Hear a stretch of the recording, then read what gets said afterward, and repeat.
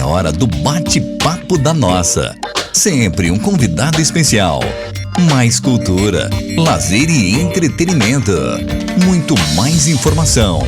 Aqui, na nossa rádio. Boa tarde, ouvintes da nossa. Hoje aquele bate-papo que você já conhece. Nosso terceiro bate-papo aqui com o nosso professor de assuntos religiosos.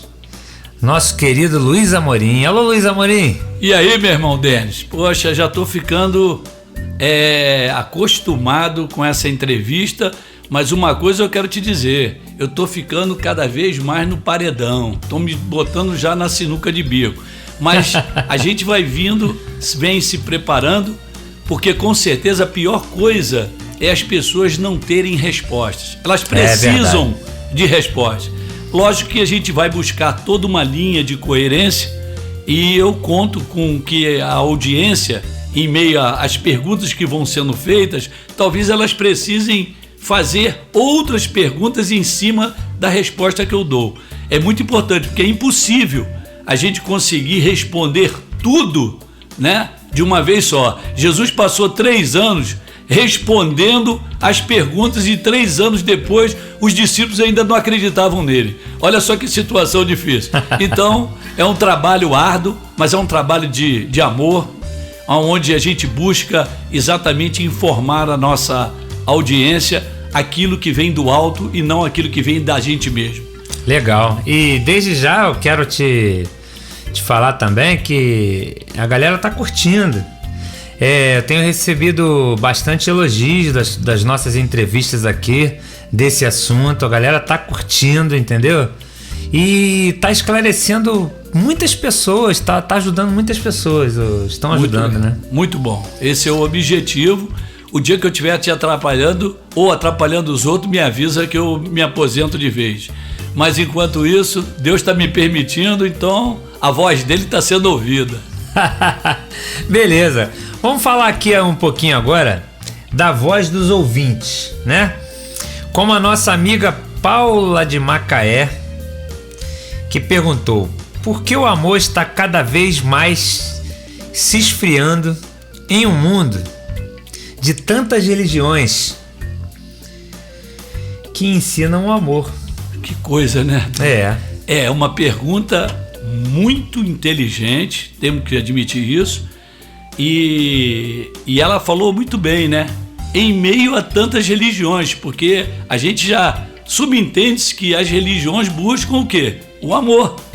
E em meio a tantas religiões, e vão sendo criadas cada vez mais, e todos os dias mais adeptos vão assumindo uma posição dentro de alguma religião, enquanto o amor vai diminuindo. Então mais guerras, né? Mais guerra, mais problema, mais depressão, mais angústia. E por que o amor está se esfriando? Primeiro deles, avisando aqui a audiência, lembrando, é o seguinte: o amor não é nosso. O amor é de Deus. Deus é amor. Deus é o próprio amor. O que está se esfriando, na verdade, não é o amor. O que está se esfriando é Deus nas pessoas. Elas estão se enriquecendo de religiões, estão se empobrecendo daquele que é o amor, porque Deus é o amor. Então, na verdade, o amor, Denis, quando você ama alguém, você não ama com o amor que é seu, você ama com o amor do Deus que está em você. E não porque você frequenta uma igreja ou você faz parte de uma religião, que isso significa essencialmente que o amor vai estar ali porque você faz parte de uma religião. Pelo contrário, a religião às vezes ela cria bloqueios para a compreensão do amor, que é o próprio Deus.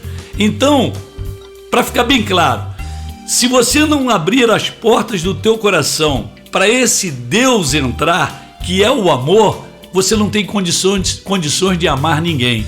A Bíblia diz assim: amarás a Deus sobre todas as coisas e ao teu próximo como a ti mesmo. Como você pode amar a si mesmo se você não tem o amor de Deus em você? que independe das religiões. O problema todo é que o mundo está se afastando do amor de Deus e estão se unindo mais a cada vez mais as religiões, como se fosse um subterfúgio, como se fosse através dali que eles iam conseguir encontrar o amor, quando o amor não está aqui ou ali, está nele, na pessoa de Deus, que é o próprio amor. É verdade, Amorim. É muita religião para pouco amor. Eu também. Eu sinto isso. A nossa ouvinte também, Jurema, lá de São Pedro da Aldeia, mandou uma pergunta aqui pra gente. Vamos lá. Olá, meu nome é Jurema, eu moro em São Pedro da Aldeia e sou candomblessista. Hoje eu gostaria de perguntar a respeito da juventude para com a religiosidade, né? Ao falarmos de juventude, a gente pode observar com muita clareza, né, as mudanças na sociedade de uma maneira geral. Posto isso, no meu olhar eu percebo o distanciamento dos jovens para com as religiões.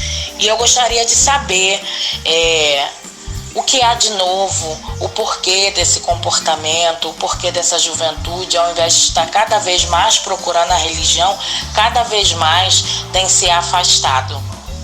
Obrigado. Amorim, aí, Jurema mandou um recado aí. E aí, meu pai? É isso aí. E eu vou complementar em cima da primeira resposta. Existem muitas pessoas que já estão começando a se conscientizar de que, na verdade, as religiões não estão resolvendo o problema das pessoas. Pelo contrário, se você for olhar a religião como religião em si, você vai ver que está se criando mais problemas dentro dela do que propriamente soluções. Então, esse grupo que começa a se levantar por uma consciência, ela não é que ela está indo contra a religião, ela está se conscientizando do que a religião está se tornando. Mas só que ela está sem rumo, está sem o norte. Por quê? Porque é aquela resposta que eu dei no início. Quando você não entende que Deus é o amor e que você precisa desse amor de Deus dentro de você, não adianta a religião. Aí o que a pessoa fica? Fica no vácuo. Nem fica na religião e nem fica com Deus. Fica perdido, fica como aquela ovelha perdida. E o que está faltando nas lideranças que estão dirigindo essas pessoas dentro das suas religiões? É explicar Deus como sendo o único amor, que caso você não consiga receber, ali deve estar o esforço desses líderes de fazer com que essas pessoas venham ter mais facilidade de abrir a porta do coração para entrar esse amor, porque sem ele é impossível se amar e amar alguém. Então, quando nós falamos, Denis, das religiões, por que as pessoas começam a se afastar? Elas não estão só se afastando da igreja, elas estão se afastando dentro da igreja.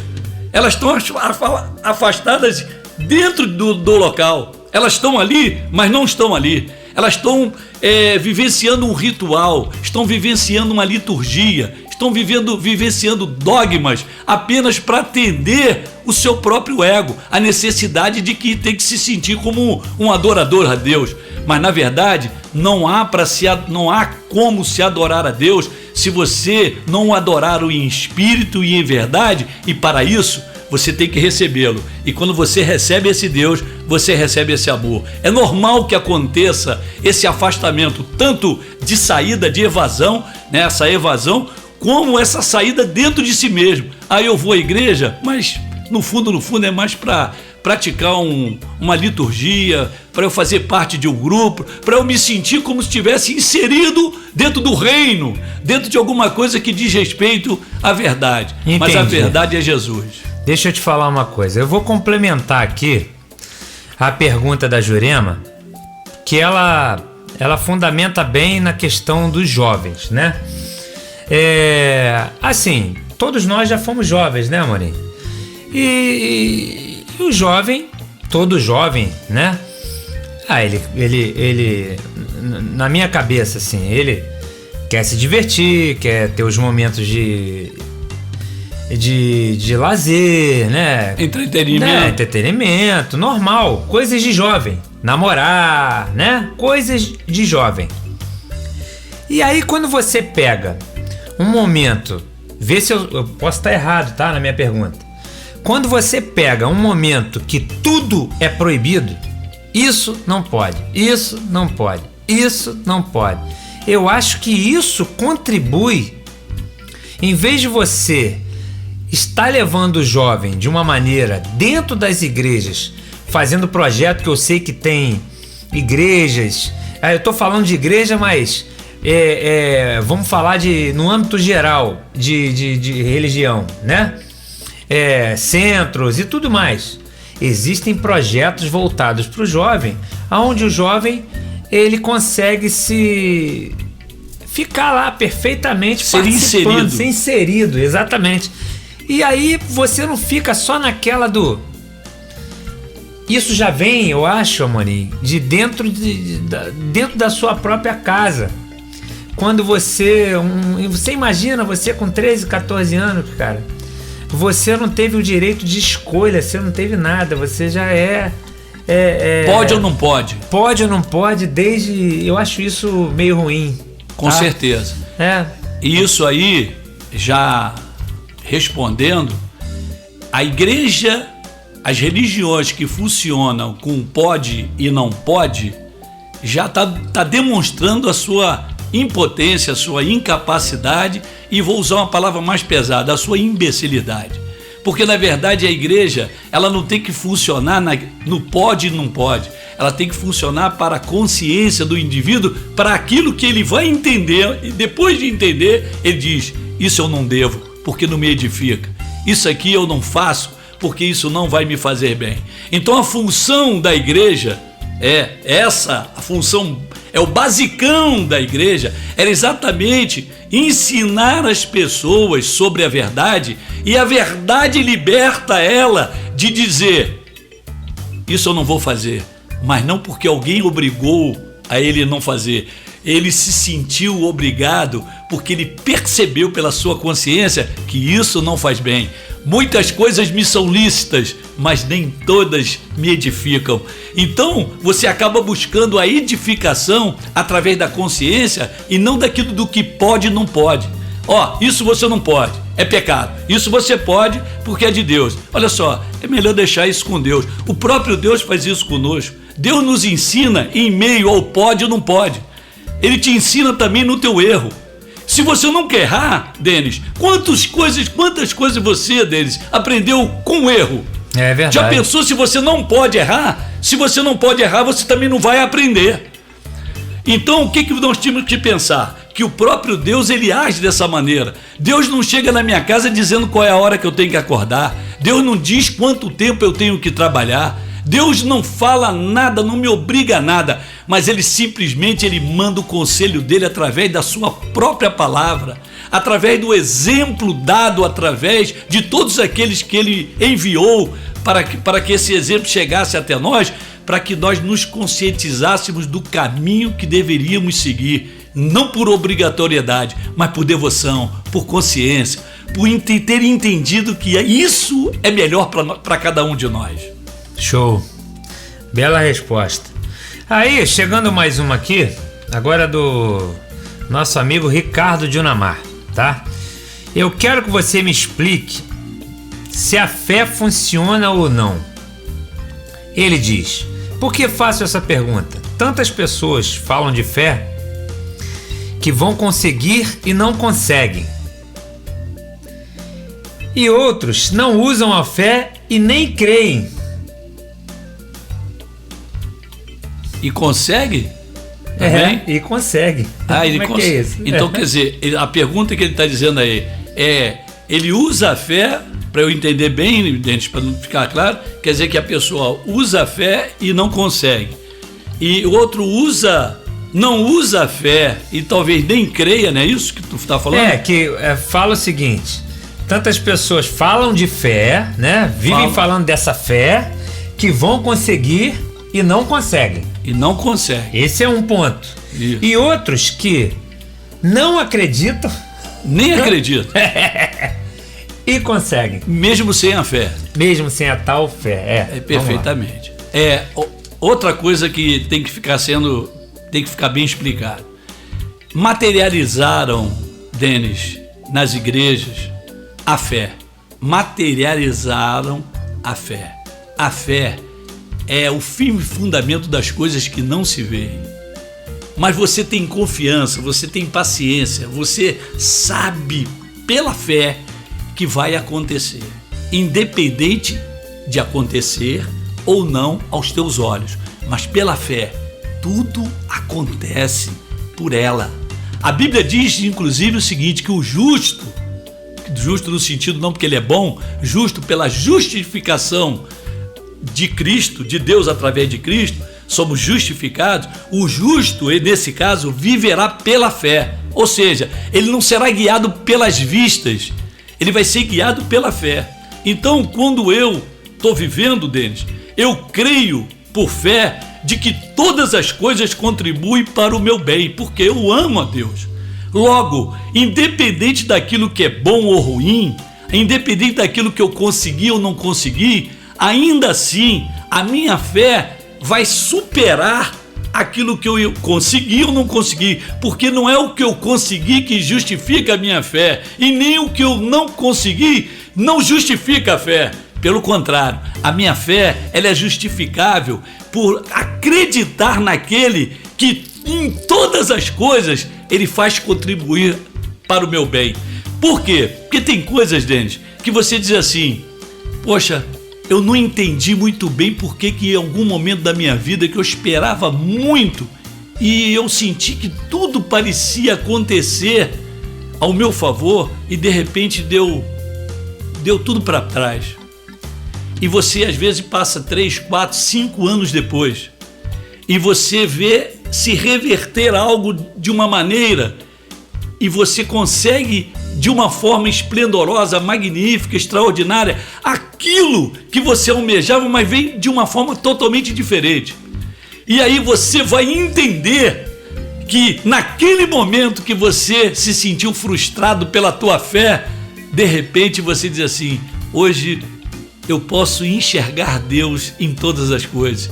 Aquele não era o momento, mas teve o momento de Deus.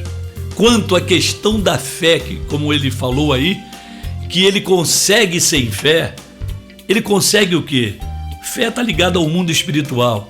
Você pode ser ateu, você pode até acreditar, não acreditar em Deus. A questão daquilo que você se debruça para praticar, para se definir. Eu quero ser um nadador, eu quero chegar a um recorde dentro das Olimpíadas. Isso não significa que você precisa acreditar em Deus e ter fé. Você precisa treinar muito e muito mais do que todos os outros para você atingir ganhar a tua medalha de ouro. Independe. Eu tenho fé que eu vou conseguir. Eu falei, não treina não para você ver. Então, estou materializando algo que é totalmente espiritual. Então a fé não é para você ver, a fé é para você crer. Crer em Deus independente das circunstâncias. Você já imaginou, Denis, eu vou lembrar aqui, eu gosto de citar essa pessoa, Estevão, no Novo Testamento. Ele é um homem que pregava a verdade, ensinava a verdade e de repente ele é pego para ser apedrejado até a morte. E olha o detalhe, os céus se abrem, o Filho de Homem fica em pé à direita do Pai, olhando, anjos subindo e descendo escada, e ele sendo apedrejado até a morte, e ele ainda vai dizer, Pai, não impute a eles pecado, porque eles não sabem o que fazem. Aí eu pergunto, o que faltou nessa fé para Deus retirá-lo daquela situação? Ao contrário, quanta fé existia naquele homem para morrer e ainda ter no final a frase, não impute a eles pecado. A fé está no imaterial, a fé está no invisível, a fé é metafísica, ela não está ligada. Se você quiser ter sucesso no seu trabalho, Denis, você tem que trabalhar. Se você quiser ter sucesso com a tua esposa e os teus filhos, você tem que estar ligado à família. Se você quiser ter um sucesso com teus amigos, você tem que tratá-los bem, você tem que estar solícito. E isso não independe da fé. Isso aí é uma prática onde você busca dentro da sociabilidade, conviver bem com todos, e a Bíblia diz isso, se possível. Quer dizer, lute, tenha paz com todos. Claro, quando ele diz tenha paz com todos, se possível, porque às vezes alguém não quer ter paz com você. É diferente, mas você está buscando. Então, essa fé que ele conquista sem tê-la, quer dizer o seguinte: você pode conquistar alguma coisa sem essa fé porque você se debruçou, você exercitou. E o outro não conseguiu porque ele entendeu, espiritualizou alguma coisa que não diz respeito. Eu tinha fé e não consegui. Tem nada a ver. E colocando os dois pontos, tá, Dene? Ele pode conseguir porque se debruçou, ou pode até não conseguir mesmo com fé, mas lá na frente, com a sua fé, Deus vai respondê-lo da forma que ele necessitava e no tempo de Deus e não no próprio tempo. Bacana. Agora eu vou fazer uma pergunta minha, Morim. Essa vai do Denis. Amém. No meio desse caos, né, que a gente vive, nascem diariamente crianças lindas, comemorações de gravidez, de aumento de família, de tudo que a gente gosta, né? Mas o que é divulgado é que é o fim dos tempos, né? Então, cara, qual é a nossa posição? Aí, Amorim, aí entra. Isso é uma barreira que eu acho que muitos, assim como eu, colocam essa barreira. Porque eu prefiro acreditar que não é o fim. Porque o que vai ser das minhas filhas? O que vai ser dos netos? Eu tô com projetos futuros, então vai acabar, acabou, é isso aí, acabou, né? Senão a gente fica doido, né, mãe? A verdade é essa. Como é que ficam nossos planos se toda hora um divulga que é o fim? Muito louco. E eu, infelizmente, vou ter que te responder de uma forma metafísica. Ô Denis, Deus conhecendo você, Deus não precisa que você chegue aos 80 anos para provar a Deus que você faria o que iria fazer mesmo que o mundo acabasse amanhã. Aquilo que você é capaz de fazer, é aquilo que você estava determinado em fazer, isso já materializa o feito. Estou te tentando, eu sei que isso aí vai puxar outras perguntas. Então você pode ver por que uma criancinha nasce e ela morre. E outro quer ter um projeto que já acabou a faculdade e ele é assassinado um dia depois da sua formatura. Ou então um fim do mundo segundo a concepção de cada um. Nós estamos vendo um mundo que está caminhando para algo que a gente não entende com precisão. Mas uma coisa nós entendemos: existe, para tudo que tem começo, tem fim. E é o fim que, na verdade, é o início de alguma outra coisa. Eu, como particularmente, estou preocupado muito mais com o início dessa outra coisa, eu não estou preocupado com o fim. Por quê? Porque quem está preocupado com o fim ainda não entendeu o projeto de Deus. Ele está vivendo os seus próprios projetos. Vê se você entende.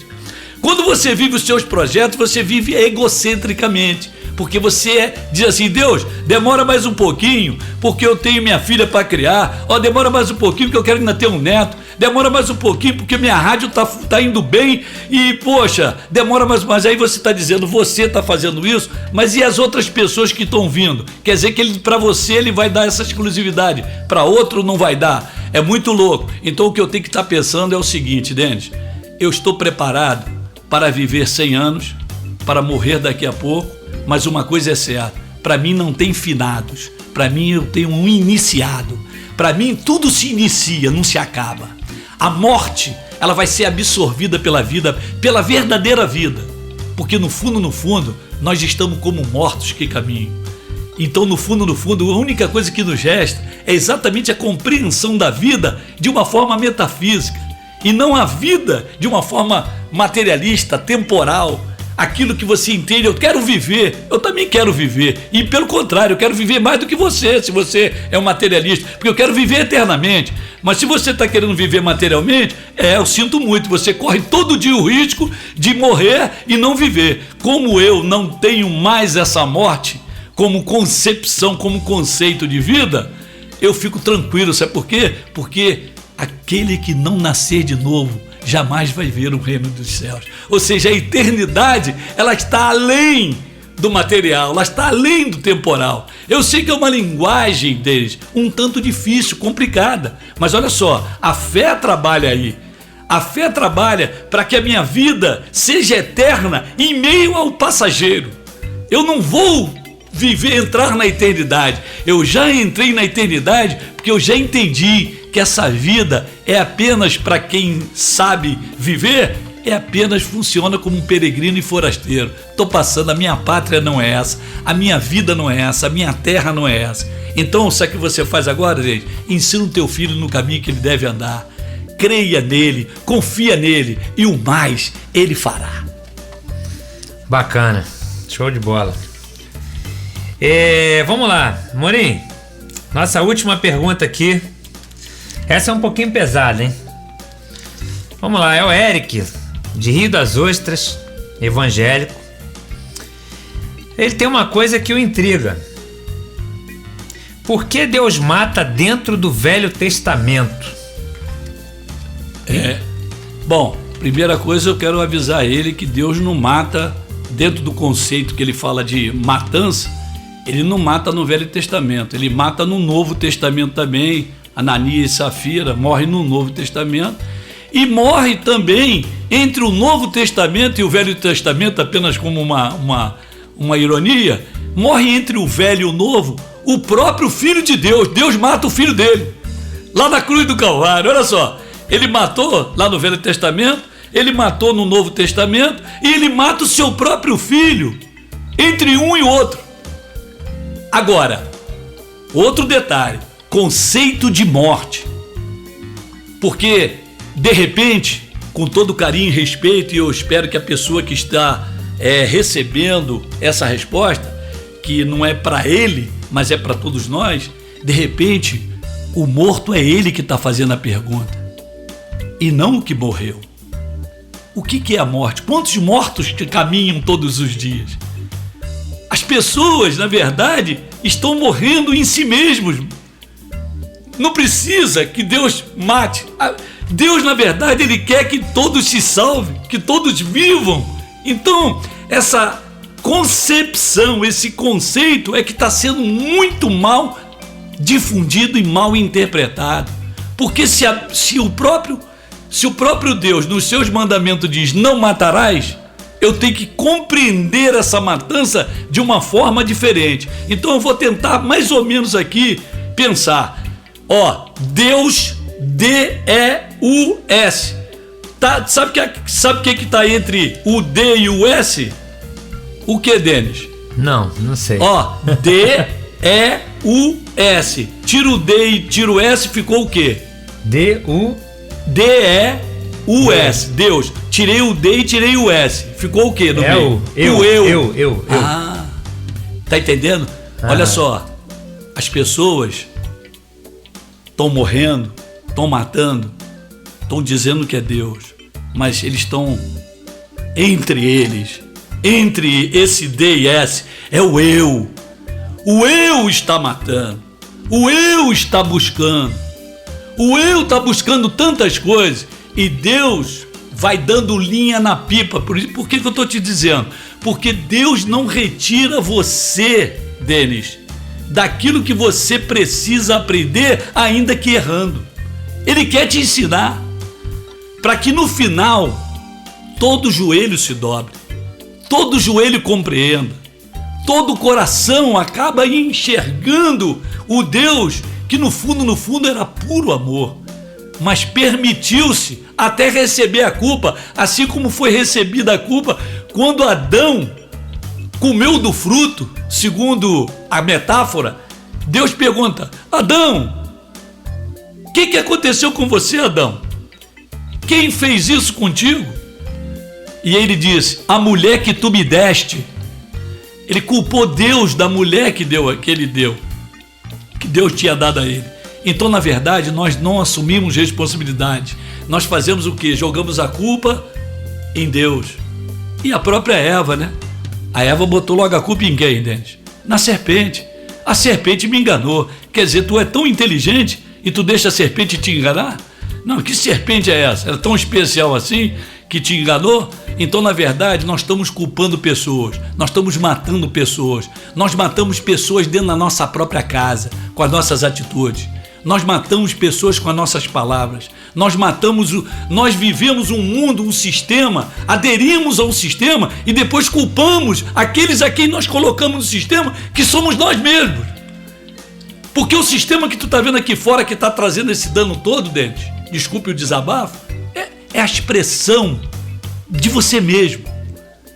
Entre as esquerdas e as direitas da vida, tá eu e você, meu irmão. No fundo, sabe o quê? Alimentando tudo isso, matando pessoas, deixando pessoas com fome, deixando pessoas desconscientizadas, deixando pessoas totalmente à deriva, e estamos inseridos nela, porque enquanto nós não conseguirmos entender esse amor que está desde o princípio, quando ele nos formou a imagem e semelhança dele, ele quis nos dar o próprio ser dele, para que nós vivêssemos segundo a sua soberana vontade e a sua magnífica e extraordinária vontade. Mas o homem ainda está vivendo o seu ego e o seu eu, e Deus continua sendo culpado das matanças. Mas na verdade, a única matança fantástica que eu quero deixar aqui para todos nós é que ele realmente matou. Ele matou a si mesmo através do seu Filho Jesus, para que nós, através dele, tivéssemos vida em abundância, vida e vida eterna. É isso que ele deseja para mim e para você, Dene. O resto é conversa fiada de teologia e de más explicações de pessoas que interpretam totalmente enganado, porque o Deus que diz não matarás não pode corromper a sua própria palavra. Temos que estudar melhor antes de a gente afirmar certas coisas. Temos que entendê-la de forma diferente. Show de bola. Professor Amorim, mais uma vez aqui na nossa rádio, dando uma aula aqui de assuntos religiosos. Amorim, mais uma vez eu te agradeço. Eu acho que agradeço. Mais uma vez os nossos ouvintes aí aprenderam um pouquinho e ficaram satisfeitos com o nosso bate-papo aí. Estou sempre pronto. Talvez eu não acerte tudo, mas a tentativa vai ser sempre essa. Beleza. Gente, mandem perguntas aqui para nossa rádio, tá? O número aqui é 22992755250. Repetindo, 22992755250. Faz um desafio aqui, professor Amorim. Falou, gente? Um grande abraço aí a todos. Bate-papo da Nossa. Sempre um convidado especial. Mais cultura, lazer e entretenimento. Muito mais informação. Aqui na nossa rádio.